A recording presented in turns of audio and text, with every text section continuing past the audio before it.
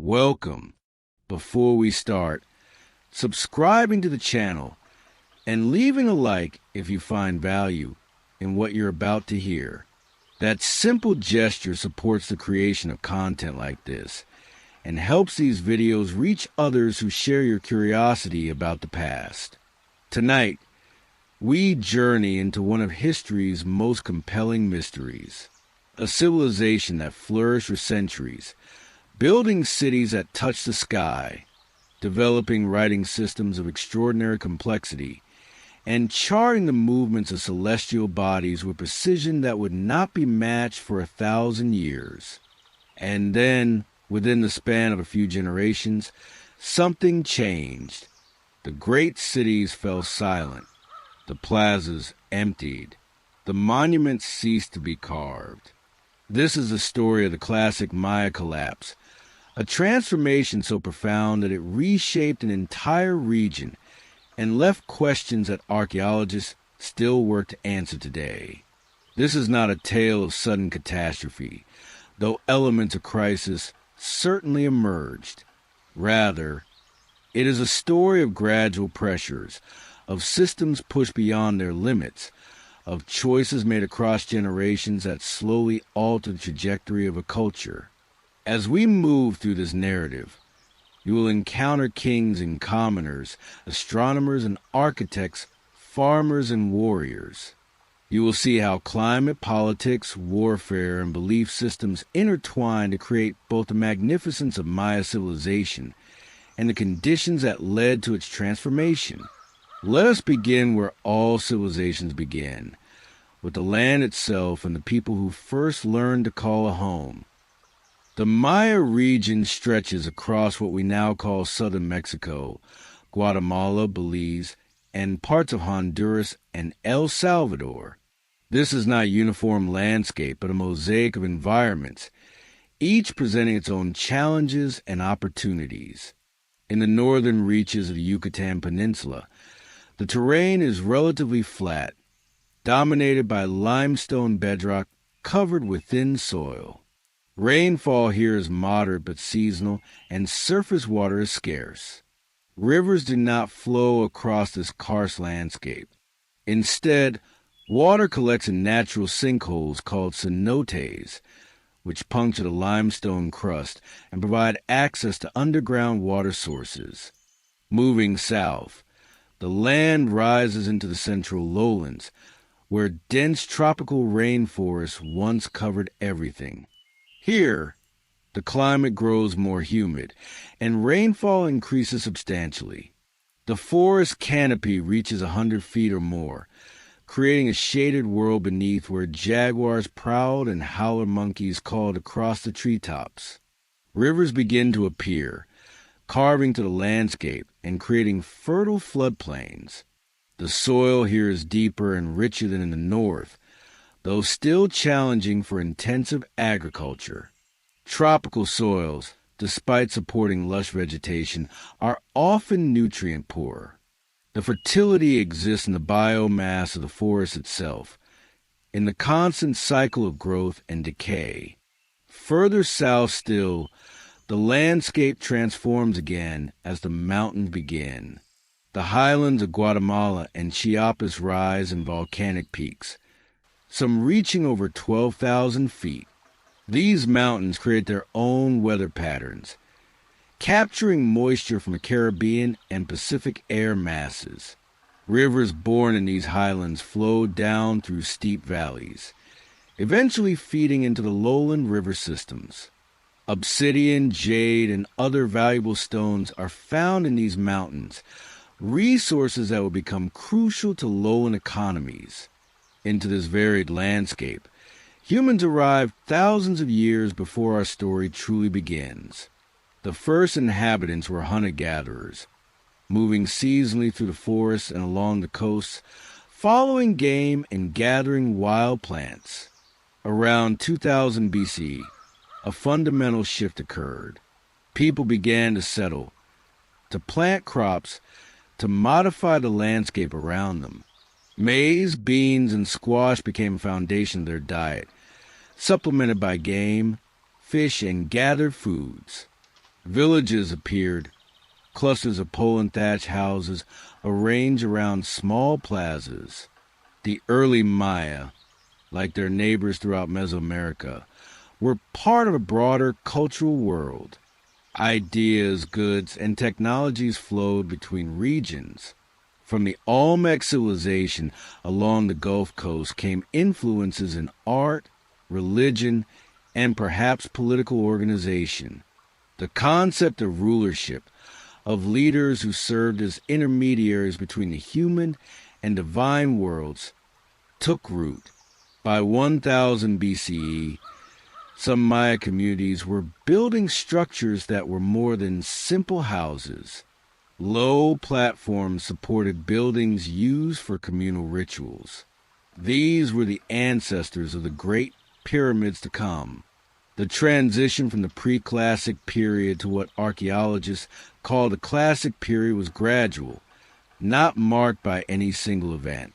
Around 250 CE, however, certain patterns become more visible in the archaeological record. Settlements grew larger and more complex. Architecture became more sophisticated and monumental. Most significantly, the Maya began to erect carved stone monuments, called stelae, that recorded the deeds of their rulers in both images and hieroglyphic text. For the first time, we can read the names of Maya kings, learn of their conquests and rituals, trace their genealogies.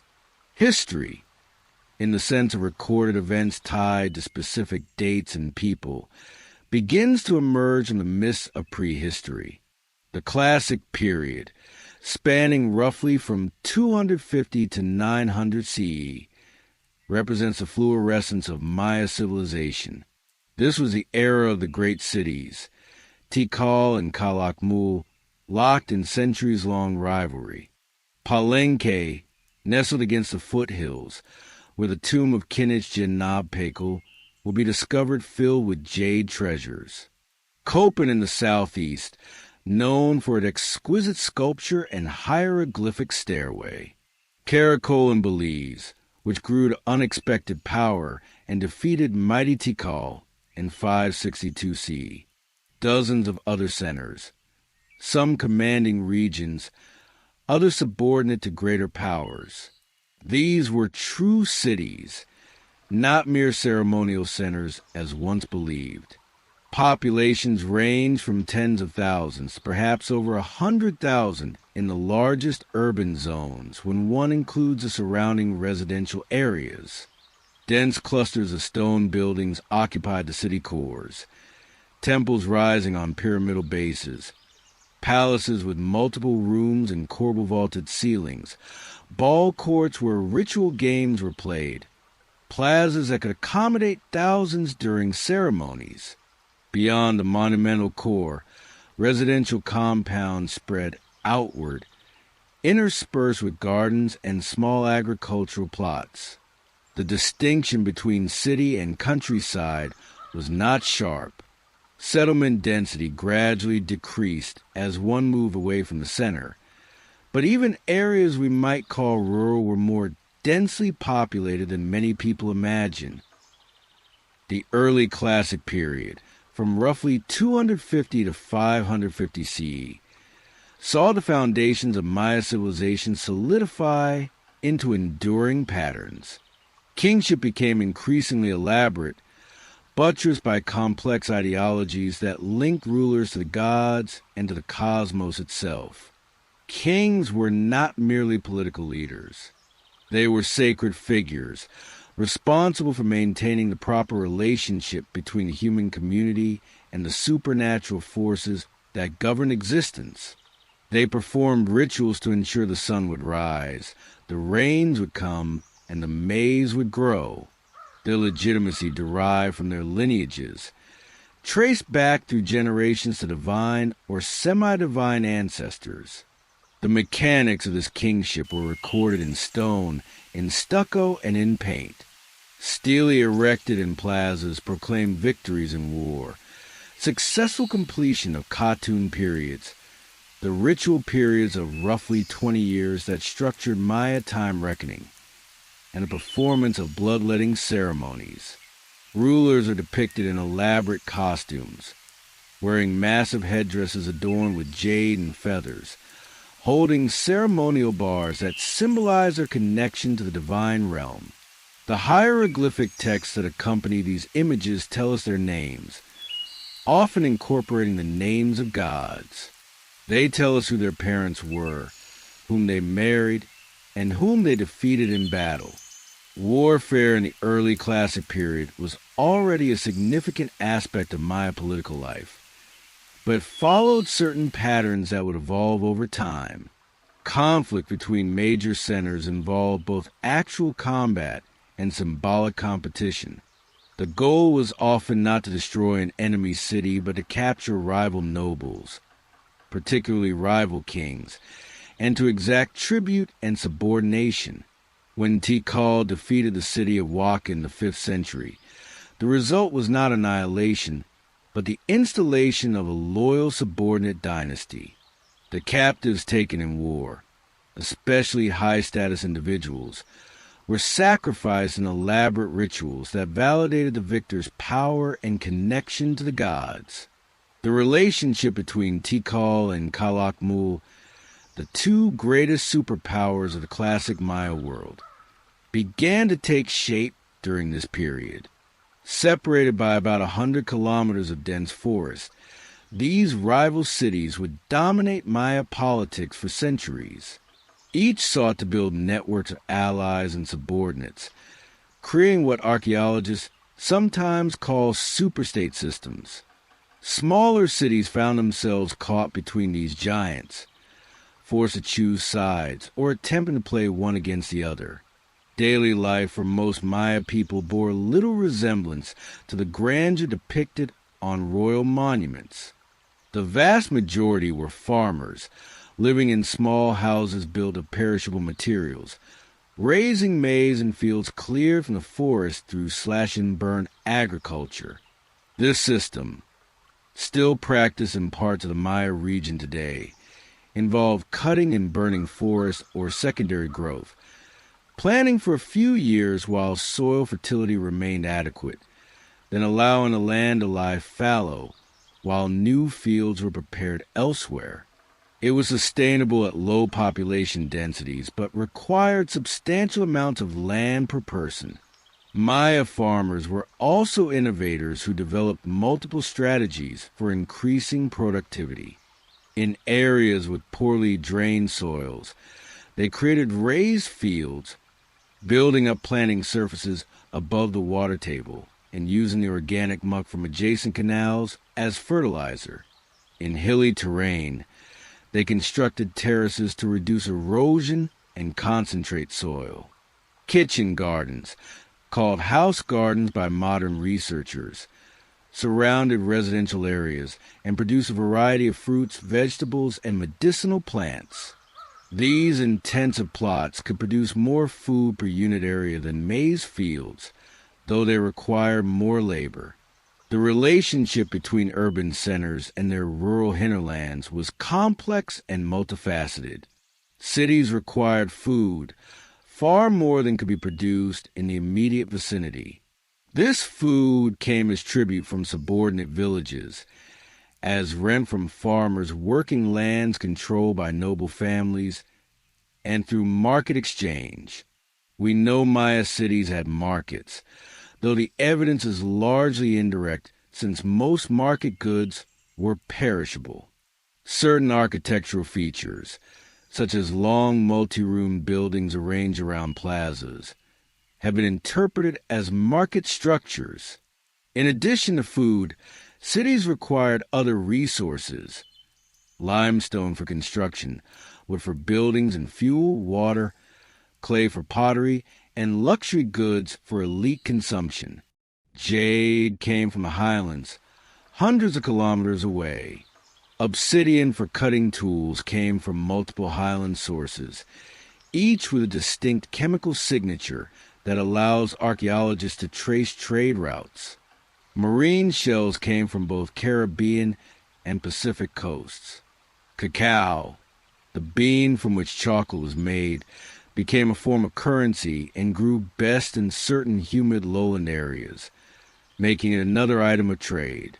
Quetzal feathers, valued for their brilliant green color, came from cloud forests in the highlands and were reserved for royal regalia.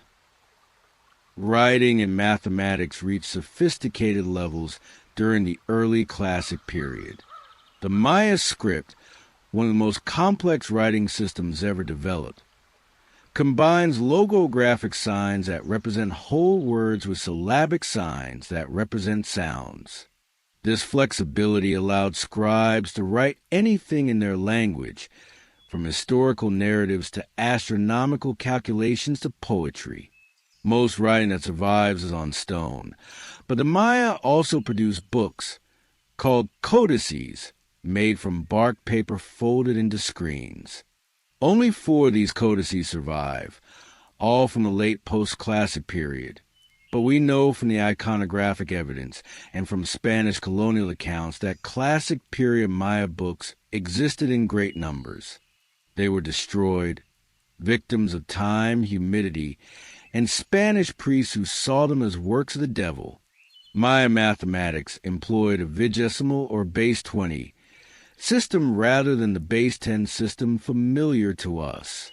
They used only 3 symbols, a dot for 1, a bar for 5, and a shell-like symbol for 0. The Maya concept of 0, developed by the first centuries of the Common Era, was a genuine placeholder allowing positional notation. This placed them among a small number of cultures that independently developed this crucial mathematical concept. These mathematical abilities served Maya astronomy, which was precise and practical.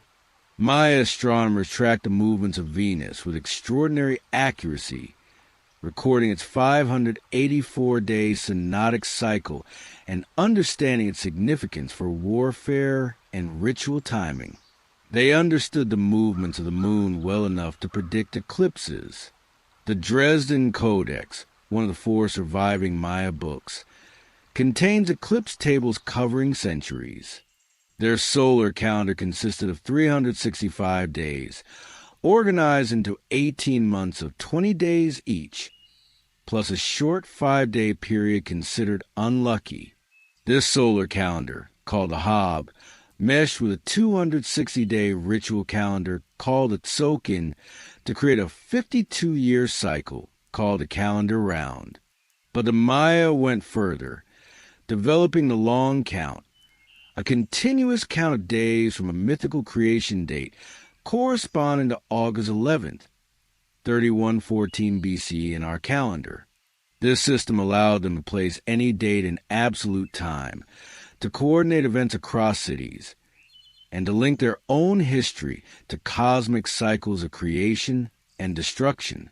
The longest time periods they calculated extended millions of years into the past and future, contemplating timescales that dwarf individual human experience. Religion permeated every aspect of my life, though it was not religion as separate from daily existence, but rather a worldview in which the sacred and mundane intertwine constantly. The universe was conceived as having multiple levels. 13 levels of heaven above, 9 levels of underworld below, and the terrestrial plane in between. The world itself was oriented to the cardinal directions, each associated with specific colors, gods, and symbolic meanings. East, where the sun rose, was red and associated with birth and beginnings. North was white, linked to ancestors in the celestial realm. West, where the sun died each evening before its journey through the underworld, was black and associated with death. South was yellow. At the center of this cosmic order stood the world tree, a saber tree whose roots reached into the underworld and whose branches extended into the heavens. Kings, in their role as cosmic intermediaries, were sometimes depicted as embodying this world tree, connecting all levels of existence. The ball game played in distinctive eye-shaped courts found at nearly every major Maya site, reenacted cosmic conflicts, particularly the story of the hero twins who journeyed to the underworld, defeated the lords of death through trickery and skill, and were transformed into celestial bodies. The gods themselves were numerous and complex, their aspects shifting according to context. Some, like its Samna, the aged creator deity, remained relatively constant. Others changed attributes depending on whether they manifested in their young aspect or old, their male form or female. Kawil, the god of lightning and royal lineages, appears repeatedly in royal iconography, often held in the arms of kings or depicted as serpents from whose mouths rulers emerge, symbolizing their divine sanction. The maize god, representing the cyclical death and rebirth of the staple crop, embodied ideals of beauty and resurrection. Bloodletting, the ritual drawing of blood from one's own body, was a central religious practice, particularly for the elite. Kings and queens pierced their tongues, earlobes, or genitals with stingray spines or obsidian blades, collecting the blood on paper that was then burned. The rising smoke was believed to open portals to the other world, through which gods and ancestors could manifest and communicate. These were not acts of penance, but acts of creation, the giving of precious fluid to nourish the gods and maintain cosmic order. The Middle Classic period, roughly 550 to 700 CE, witnessed the Maya world reaching new heights of political complexity and cultural achievement. The rivalry between Tikal and Calakmul intensified, drawing in cities across the lowlands. This was an era of alliance and betrayal, of subordinate centers shifting loyalties, of wars that echoed across generations. In 562 CE, as mentioned earlier, Tikal suffered a catastrophic defeat, attacked by Calakmul and its allies, including the upstart city of Karakol. The king of Tikal was captured and presumably sacrificed, an event so devastating that Tikal erected no new monuments for over a century, a period archaeologists call the Tikal hiatus. During Tikal's weakness, Calakmul and its network of allied cities dominated much of the Maya lowlands. Calakmul itself grew to enormous size, its rulers commissioning massive building projects and erecting more steelly than any other Maya city. But power in the Maya world was never permanent, never uncontested. In 695 CE, Tikal, under its king Jasaw Chan Kawil, defeated Calakmul in a battle that marked the beginning of Tikal's resurgence. The king of Calakmul was captured, and Tikal again became the dominant power in the central lowlands, initiating a new era of monument construction and architectural expansion. This back and forth of power had consequences beyond the capitals themselves. Subordinate cities found their fates intertwined with their overlords. When a major center fell, its allies might find themselves cut off from trade networks, their own rulers delegitimized by association with defeated patrons. Some subordinate dynasties were replaced entirely. Others managed to navigate the shifting political landscape, pledging loyalty to new masters while maintaining their local power base. Population growth during the Classic period was substantial. Estimates vary, but at the height of Classic Maya civilization, the lowlands may have supported between 3 and 14 million people, though most archaeologists favor figures in the range of 2 to 5 million for the most densely populated regions. This represents population densities comparable to many modern rural areas, and far exceeding what was once thought possible for a tropical agricultural society lacking metal tools, draft animals, and the wheel for transportation. To support these populations, The Maya intensified agricultural production. More forest was cleared for fields. Fallow periods shortened, giving soil less time to regenerate. In some areas, virtually every available piece of arable land was brought into production. Terracing systems became more extensive, covering hillsides with networks of retaining walls and planting surfaces. In wetland areas, raised field systems expanded.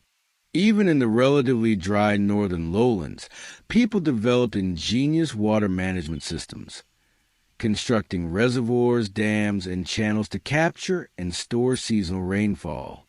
The cities themselves became more crowded. In earlier periods, settlement had been relatively dispersed, with substantial gardens and open space between residential groups. By the late Classic, these open spaces filled in. Houses were built closer together. Population pressure was particularly intense around major centers, where elite families and their dependents clustered near sources of patronage and opportunity. Archaeological survey in the area around Tikal has revealed nearly continuous low-density settlement extending many kilometers from the site center, with population spikes near causeways and secondary centers. Architecture reached its zenith during this period. At Palenque, builders created structures of exceptional grace and artistry. The Temple of the Inscriptions, built as the mortuary monument of Kinishjanapekal, rises in 9 levels, representing the 9 levels of the underworld. Inside the pyramidal base, a hidden stairway descends to a burial chamber where the king's sarcophagus was discovered in 1952, still containing his jade-adorned remains.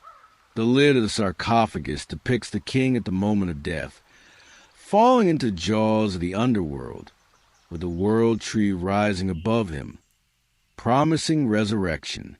At Copan, in the southeastern periphery of the Maya world, sculptors developed a distinctive style characterized by deep relief carving and almost three-dimensional forms. The hieroglyphic stairway at Copan contains the longest known Maya text, over 2,000 individual glyphs carved onto the risers of the stairs, recording the dynastic history of the city. Elsewhere, buildings feature elaborate facades decorated with mosaic masks of gods, their features built up from hundreds of individually carved stones.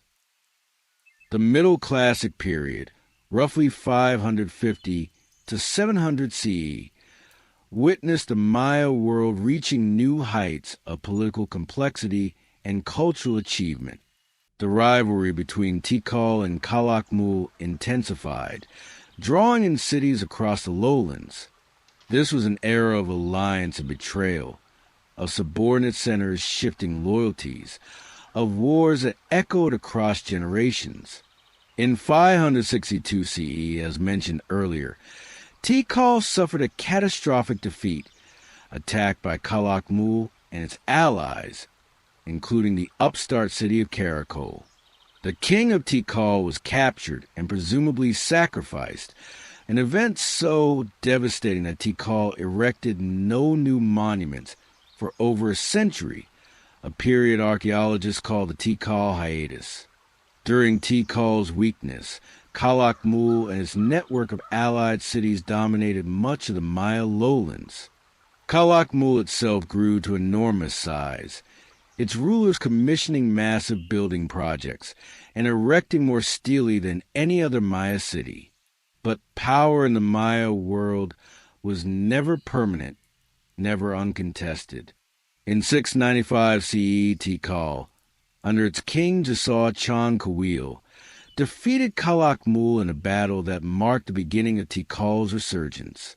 The king of Calakmul was captured, and Tikal again became the dominant power in the central lowlands, initiating a new era of monument construction and architectural expansion.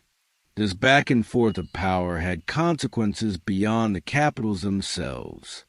Subordinate cities found their fates intertwined with their overlords.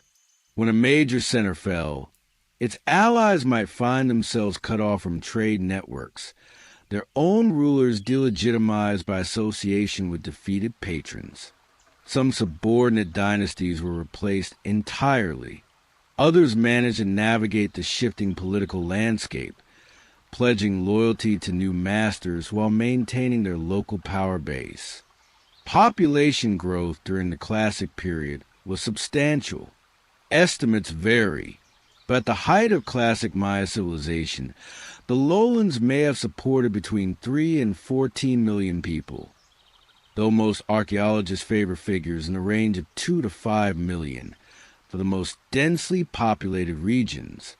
This represents population densities comparable to many modern rural areas, and far exceeding what was once thought possible for a tropical agricultural society lacking metal tools, draft animals, and the wheel for transportation. To support these populations, the Maya intensified agricultural production. More forest was cleared for fields. Fallow periods shortened, giving soil less time to regenerate. In some areas, virtually every available piece of arable land was brought into production. Terracing systems became more extensive, covering hillside with networks of retaining walls and planting surfaces. In wetland areas, raised field systems expanded. Even in the relatively dry northern lowlands, people developed ingenious water management systems, constructing reservoirs, dams, and channels to capture and store seasonal rainfall. The cities themselves became more crowded. In earlier periods, settlement had been relatively dispersed, with substantial gardens and open space between residential groups. By the late Classic, these open spaces filled in. Houses were built closer together. Population pressure was particularly intense around major centers, where elite families and their dependents clustered near sources of patronage and opportunity. Archaeological survey in the area around Tikal has revealed nearly continuous low-density settlement extending many kilometers from the site center, with population spikes near causeways and secondary centers.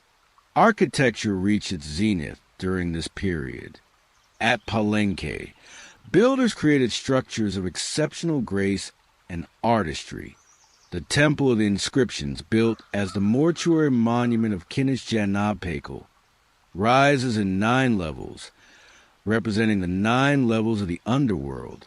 Inside the pyramidal base, a hidden stairway descends to a burial chamber where the king's sarcophagus was discovered in 1952, still containing his jade-adorned remains. The lid of the sarcophagus depicts the king at the moment of death, falling into the jaws of the underworld, with the world tree rising above him, promising resurrection. At Copan, in the southeastern periphery of the Maya world, sculptors developed a distinctive style characterized by deep relief carving and almost three-dimensional forms. The hieroglyphic stairway at Copan contains the longest known Maya text, over 2,000 individual glyphs carved onto the risers of the stairs, recording the dynastic history of the city. Elsewhere, buildings feature elaborate facades decorated with mosaic masks of gods, their features built up from hundreds of individually carved stones. More commonly, women of royal families served as regents for young sons or as key political actors through marriage alliances between cities. The texts record women performing bloodletting rituals, participating in dedicatory ceremonies, and even, in rare cases, accompanying military expeditions. For commoner women, life centered on household production, preparing food, particularly the labor-intensive process of grinding maize into masa for tortillas and tamales, weaving cloth, raising children, and likely contributing to agricultural labor during planting and harvest seasons. Evidence from skeletal remains shows that both men and women engage in heavy physical labor throughout their lives.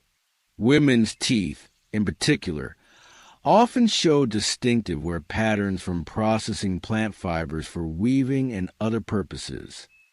The period from approximately 700 to 800 CE represents the absolute peak of classic Maya civilization in terms of monument production, architectural construction, and population. This was the era of greatest intensity, when Maya cities reached their maximum extent, and when the systems that supported them operated at full capacity. It was also the period when stresses began to accumulate, when the contradictions and vulnerabilities of Maya civilization became increasingly apparent, though contemporaries may not have recognized them as such. In many cities, virtually every available space within the urban core was built upon. New constructions were raised atop older structures, as Maya architectural practice involved building new pyramids over existing ones, encasing the earlier structures within enlarged versions. This practice, which has allowed archaeologists to trace architectural sequences and has sometimes preserved remarkably complete early buildings within later constructions, also represents a material manifestation of increasing elaboration and competition among elites. Kings commissioned ever more massive building projects to assert their prestige and connection to the divine. At Tikal, Temple I and Temple II, facing each other across the Great Plaza, rise to heights of over 45 meters, their steep sides requiring stone stairways to ascend. The effort required to construct such buildings was immense. Stone had to be quarried, shaped, and hauled to the site. Lime had to be produced from mortar and plaster, a process requiring vast quantities of firewood. Tons of filled dirt were needed to create the pyramidal cores. These projects consumed years of labor by hundreds or thousands of workers, labor diverted from agricultural production or other activities. Competition between royal courts extended to the visual realm. Stele recording royal deeds grew taller and more intricately carved. At Quirigua, a relatively small city that briefly achieved independence from its former overlord Copan, stele reach over 10 meters in height, among the tallest stone monuments erected in the Americas. The effort to quarry, transport, and erect such massive stones, then to carve their surfaces with hieroglyphic texts and royal portraits, required organization and resources that strained even prosperous cities. Warfare intensified during the late Classic period. Fortifications, relatively rare in earlier periods, began to appear. Ditches and palisades protected some cities. Populations clustered more tightly around defensible locations. The texts record an increasing tempo of conflicts, raids, and battles.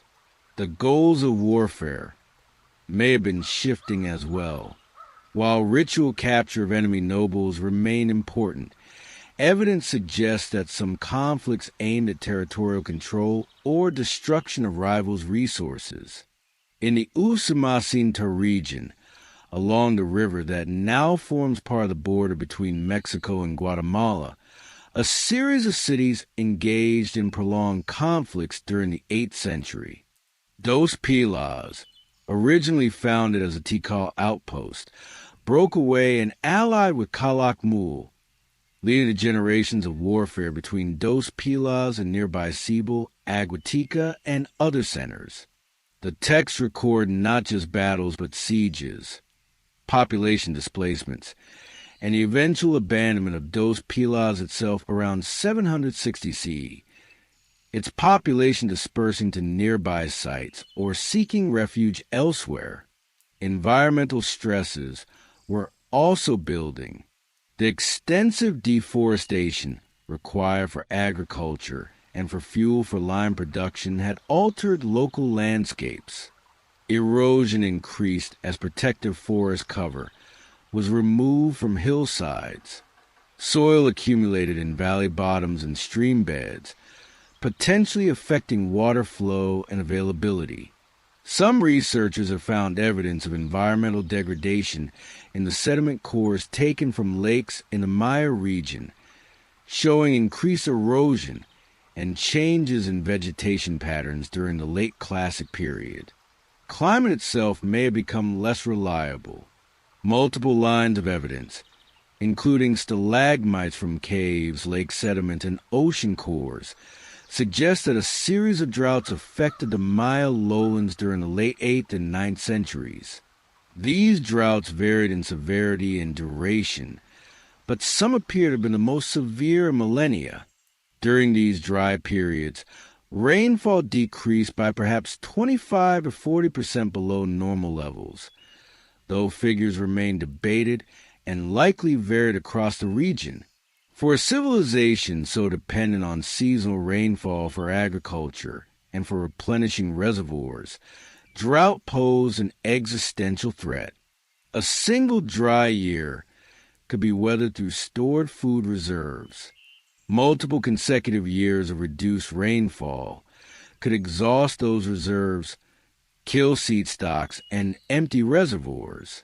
The vulnerability was particularly acute in densely populated areas where agricultural intensification had already pushed the limits of what the land could sustainably produce. Yet even as these stresses accumulated, Maya civilization continued to function, at least on the surface. Monuments were still erected, buildings still constructed, rituals still performed. The final dated monument at Tikal was erected in 869 CE, at Copan in 822 CE, at Palenque around 799 CE. These dates represent the last times we had clear evidence of functioning royal courts performing the ceremonies that legitimized their rule. But these ending dates were not synchronized. Some cities ceased monument erection earlier, others later. The collapse, when it came, was not simultaneous but rolling, spreading across the southern lowlands over decades. The terminal Classic period, from roughly 800 to 925 CE, witnessed the disintegration of classic Maya civilization in the southern lowlands. This was not an apocalyptic event, not a single catastrophic moment, but rather a cascading failure of interlinked systems. As pressures mounted, the ability of Maya societies to respond effectively diminished. Solutions that might have worked in earlier times proved inadequate or counterproductive. The sequence of events varied from city to city, but certain patterns recur. Monument erection ceased, suggesting that royal courts lost either the resources or the legitimacy to conduct elaborate public ceremonies. Building construction stopped, with many structures left incomplete, walls half-built, platforms unfinished. Population declined, though this occurred through different mechanisms in different places. Some cities were violently destroyed, their palaces burned, monuments defaced, elites killed or driven out. Others were simply abandoned, populations drifting away over years or decades as conditions became untenable. At Dos Pilas, as mentioned earlier, the collapse came violently. Sometime around 760 CE, the city was attacked and overrun. The royal palace was abandoned and partially dismantled. Its stone blocks cannibalized to build hasty defensive walls. These walls were ineffective. The defensive perimeter contracted and contracted again until the remaining population huddled in a small fortified area in the site center. Then even this was abandoned. The residents fled, many likely moving to nearby Aguatica, which occupied a more defensible position atop a steep escarpment. But Aguatica's defense was only temporary. By 800 CE, it too was violently destroyed, burned so thoroughly that the fire left identifiable layers of ash and charcoal. Within collapsed buildings, archaeologists have found complete households of artifacts abandoned in place. Pots still containing food remains, obsidian blades, grinding stones, ornaments, and tools. These are the signatures of people who fled suddenly, unable or unwilling to return for their possessions. In other cities, the end came more gradually. At Tikal, monument erection ceased in 869 CE, but occupation continued. Population declined over subsequent decades, but did not disappear entirely. Small groups continue to live in the ruins, maintaining some structures, conducting limited rituals. Pottery from the post-classic period has been found at Tikal, showing that some level of occupation or visitation continued for centuries after the collapse of royal power. Similar patterns of gradual abandonment characterize many sites. At Copan, the dynasty ended around 822 CE with the reign of Yaks Passage Chonyopat. After his time, no new royal monuments were erected, yet commoner occupation of the valley continued for some time, though at reduced intensity. Eventually, the residential areas emptied as well, though exactly when remains unclear. Why did people leave? Multiple factors converged. Drought, if prolonged enough, could have made agriculture impossible in many areas, particularly those dependent on stored rainwater. Even short-term drought could trigger cascading failures in societies operating at maximum capacity with minimal reserves. Crop failures would have led to hunger, social unrest, and questioning of rulers' legitimacy. If kings could not ensure the rains came, if their rituals failed to maintain cosmic order, what was their purpose? Warfare itself could have become counterproductive. As resources grew scarce, competition for what remained intensified. Raids that once aimed to capture nobles for sacrifice might have shifted to seizing food stores or destroying rivals' agricultural infrastructure. Areas caught between competing centers would have been particularly vulnerable. Farmers cannot plant fields while fighting or fleeing from conflict. The more warfare disrupted agricultural cycles, the more desperate the resource situation became, creating a feedback loop of conflict and scarcity. Political fragmentation accelerated the decline. The networks of alliance and subordination that characterized classic Maya politics depended on flows of tribute, gifts, and trade goods from subordinate centers to overlords. As conditions deteriorated, subordinate cities ceased sending tribute, broke away from failing superpowers, or simply collapsed themselves. The loss of subordinate cities further weakened major centers, reducing their resource base and their ability to support the elaborate royal courts and administrative systems that legitimize their authority. The collapse of elite networks had implications beyond politics. Trade routes that carried obsidian, jade, cacao, and other goods depended on stable political relationships and safe passage through multiple territories. As cities fell and regions descended into conflict, these routes were disrupted. Access to prestige goods, essential for elite display and ritual, became more difficult. Without these goods, nobles found it harder to demonstrate their status and fulfill their ceremonial obligations. The inability to obtain and distribute prestige goods could itself become a factor in declining elite legitimacy. Ideological crisis may have played a role as well. Maya religion justified kingship through the king's role as intermediary with the gods. Rulers performed rituals to ensure cosmic order, agricultural fertility, and protection from enemies. when crops failed, when enemy armies could not be defeated, when the gods seemed not to respond to offerings and sacrifices, the fundamental assumptions of the system came into question.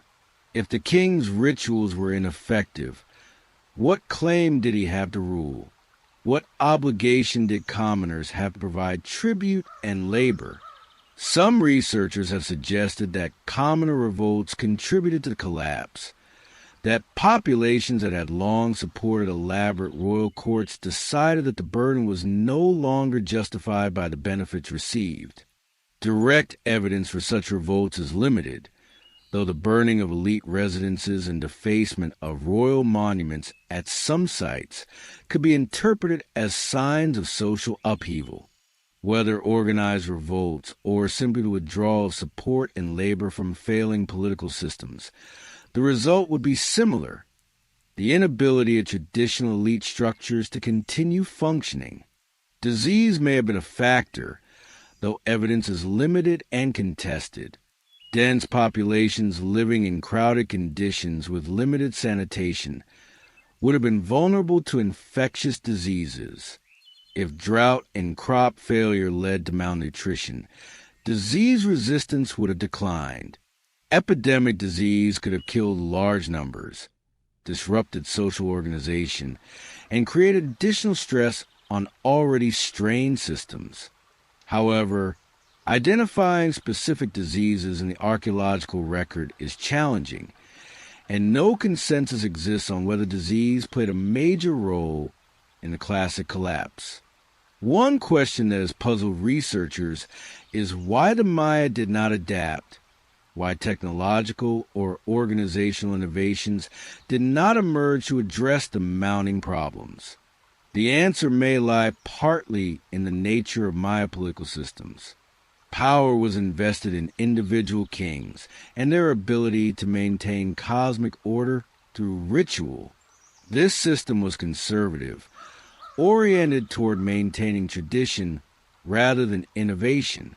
When crises emerged, the response was intensification of traditional practices, more elaborate ceremonies, more monumental construction, more warfare to capture sacrificial victims and intimidate rivals.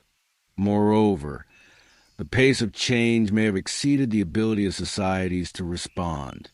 Classic Maya civilization had developed over centuries, its systems optimized for relatively stable conditions.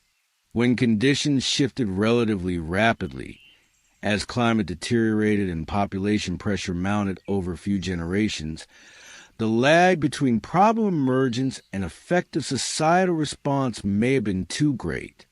By the time the severity of the crisis was fully apparent, the resources and organizational capacity needed to address it had already eroded. Geography played a role in determining where the collapse was most severe. The southern lowlands, with their dependence on seasonal rainfall and their dense populations, were most vulnerable.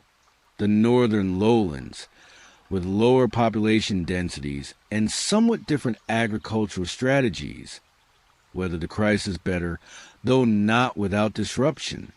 Coastal areas and riverine zones, with access to aquatic resources and trade networks, also proved more resilient than interior regions. By 925 CE, the great cities of the southern lowlands were largely abandoned.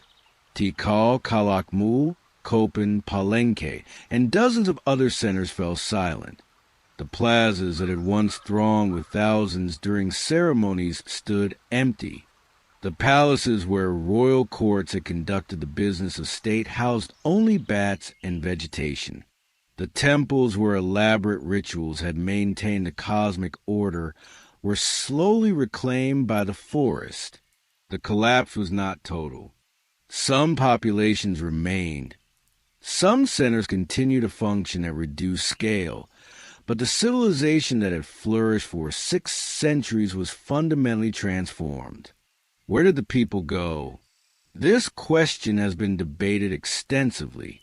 Some populations moved north to the Yucatan Peninsula, where cities like Chichen Itza and Uxmal were entering periods of florescence during the post-classic period. Others may have moved to highland Guatemala or to coastal regions. Many likely dispersed into smaller agricultural communities, abandoning urban life for village-based farming. Population estimates for the southern lowlands in the post-classic period are substantially lower than classic period peaks, suggesting that overall population did decline significantly, whether through migration, increased mortality, or decreased birth rates. The post-classic period, from roughly 925 to 1525 CE, witnessed a continuation of Maya civilization in altered forms. The northern lowlands, particularly the Yucatan Peninsula, became the new center of Maya political and cultural development. Cities like Chichen Itza flourished during the early post-classic, showing substantial influence from central Mexico in their art, architecture, and perhaps political organization. The site features a mix of traditional Maya elements and innovations, including colonnaded halls, warriors depicted in distinctive costumes, and imagery related to the feathered serpent god known to the Aztecs as Quetzalcoatl. Chichen Itza controlled large parts of northern Yucatan during the 10th and 11th centuries, but it too eventually declined.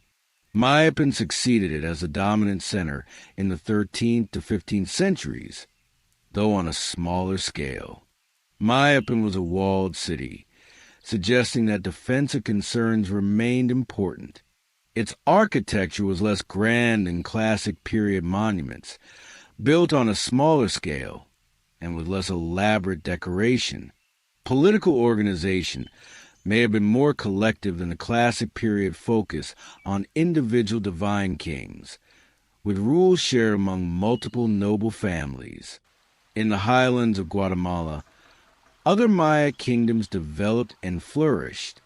The Kich, Cachical, Tiziutujil, and other groups established city-states that competed and sometimes fought with one another. These highland kingdoms had substantial populations and engaged in trade networks extending from central Mexico to the Pacific coast. Their political organization and military practices showed strong Mexican influence, particularly from the Toltec and later Aztec cultures. When Spanish conquistadors arrived in the 1520s, they encountered a Maya world that was still vibrant but politically fragmented.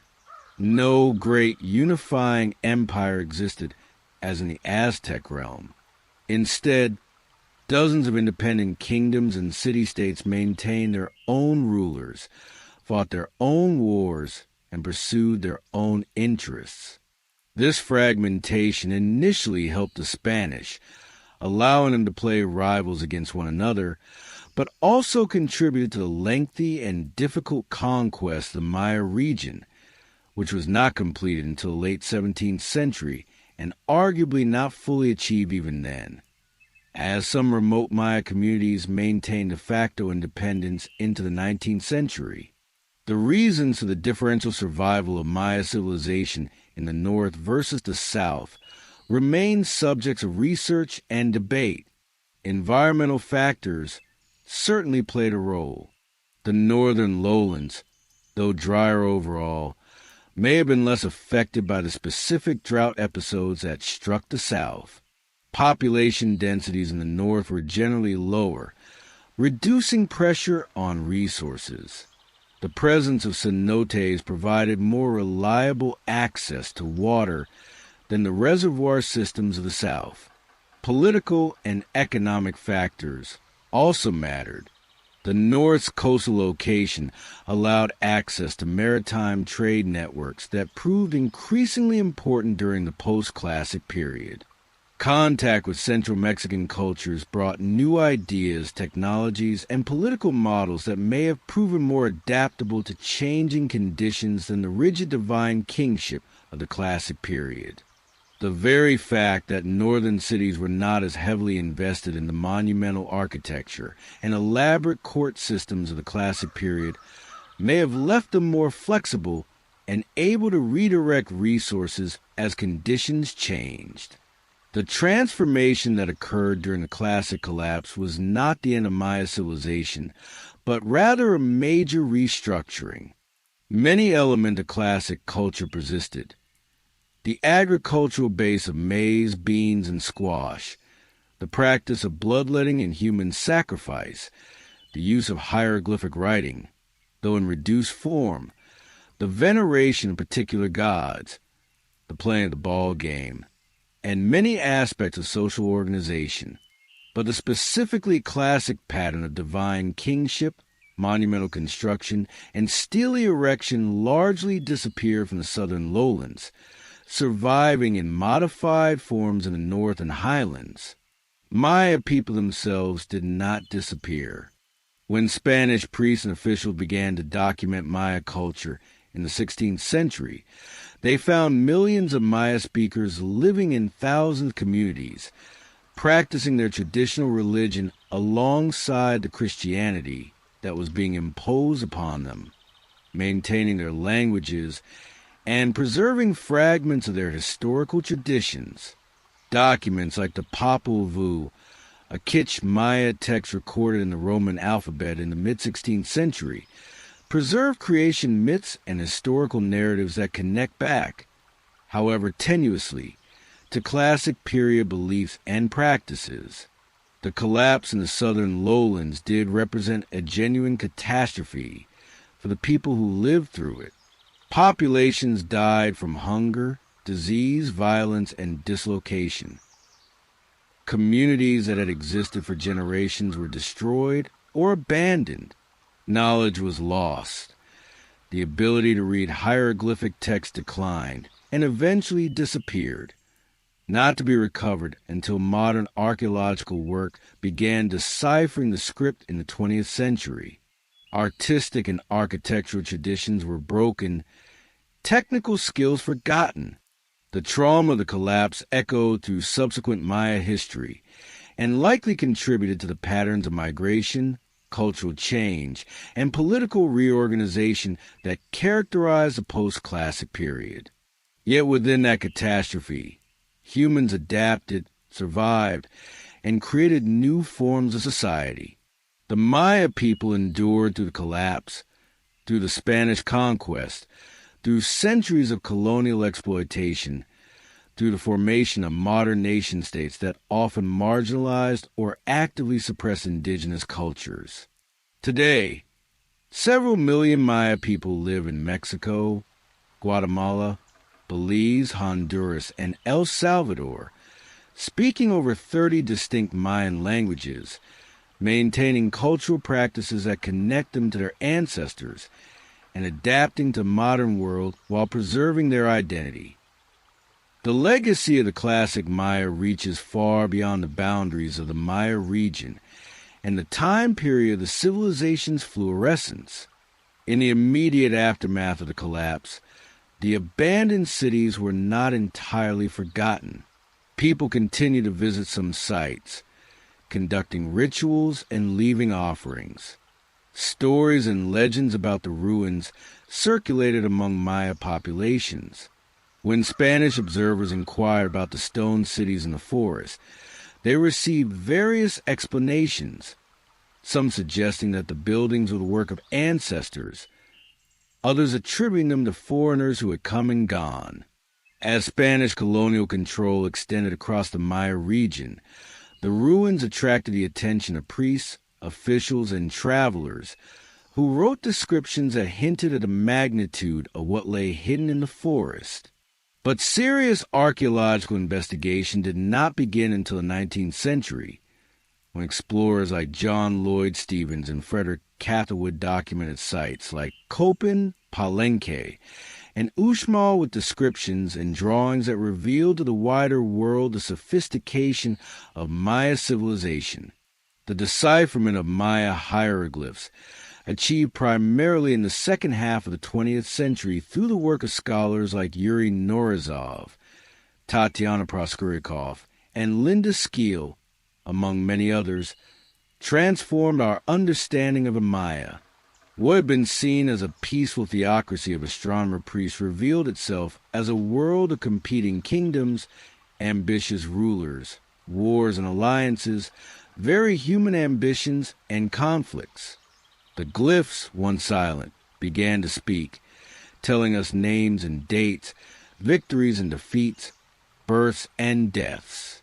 This ongoing work of archaeological and epigraphic research continues to reshape our understanding.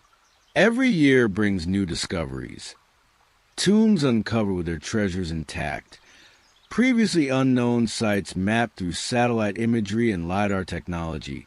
Hieroglyphic texts newly deciphered, revealing previously unknown aspects of Maya politics and belief.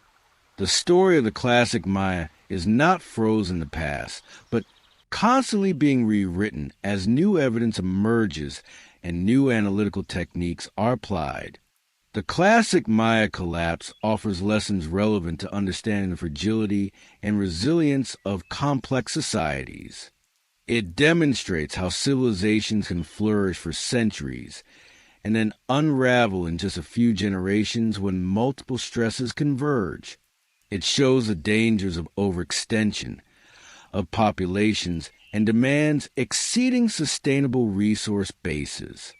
It illustrates how political and ideological systems optimized for stability can become rigid and unable to adapt to changing conditions.